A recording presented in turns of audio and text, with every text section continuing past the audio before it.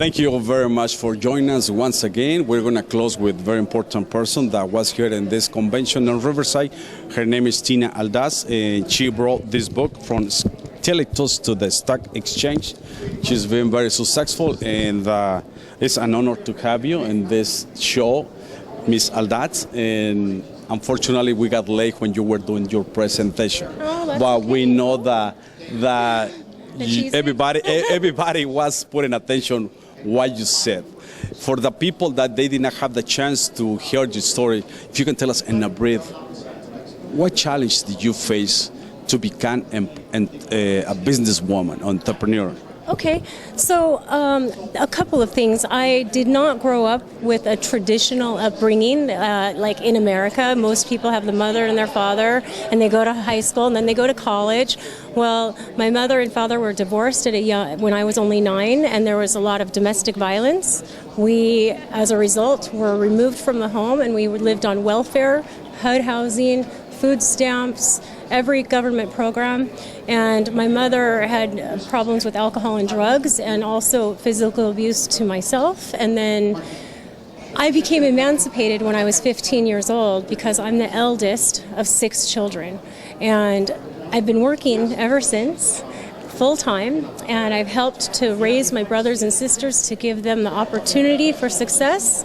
And throughout that time of working, I've also learned a lot about managing business, selling products, and merchandising. And I've traveled all around the world. I even lived in New York City.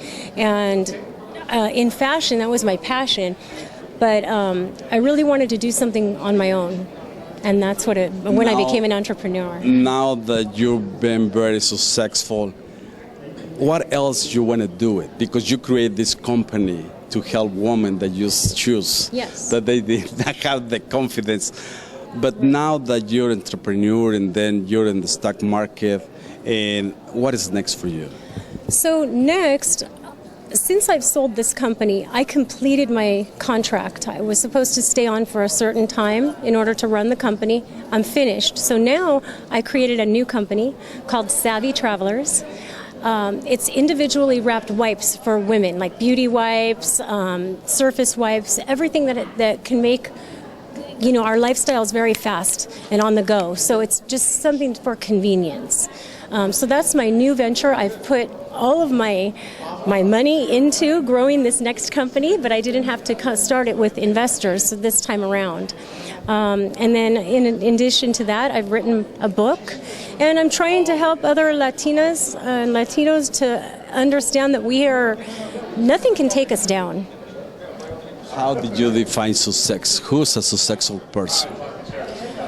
I define success by the way that I can help other people achieve their dreams. So, for example, I've created jobs that never existed before. So I give people a chance to work in their dream for their... Have you ever thought to work in the TV business and in the movies, something like that? Yes. What happened? Well, I'm kind of shy, a little bit. I like to be behind the camera, not in front of the camera. So it makes me very nervous. I did co-produce. I invested in 2 movies.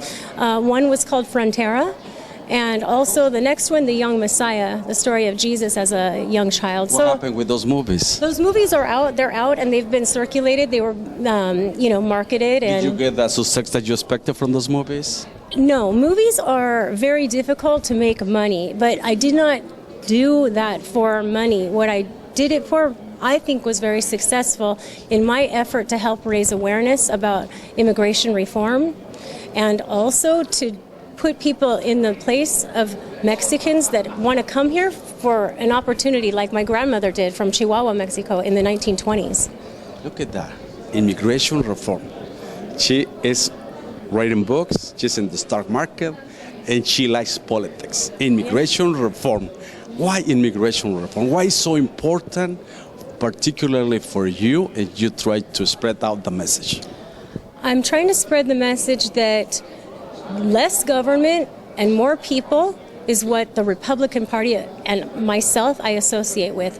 being a child raised on welfare and food stamps and government programs, I didn't feel those programs were run to produce success. However, the private programs that were run actually produce results that are positive, and the statistics are shown. So I want other people to understand that when somebody says, oh, just go let the Mexicans do it, or that's not, I want you to think about what you're saying. We can do anything, but we're here and we deserve the opportunity that everyone else has come here to get. What will be your message for other women that they haven't had the success that you have had so far?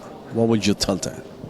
I think the most important thing to do for women is find what makes you happy. When the alarm clock goes off in the morning, I don't want to hit it, go, oh God, I don't want to go to work, but I want to hit it and be like, all right, it's a new day, let's go. There's something's going to happen. You know, make a difference. We know that Latinas, they work so hard.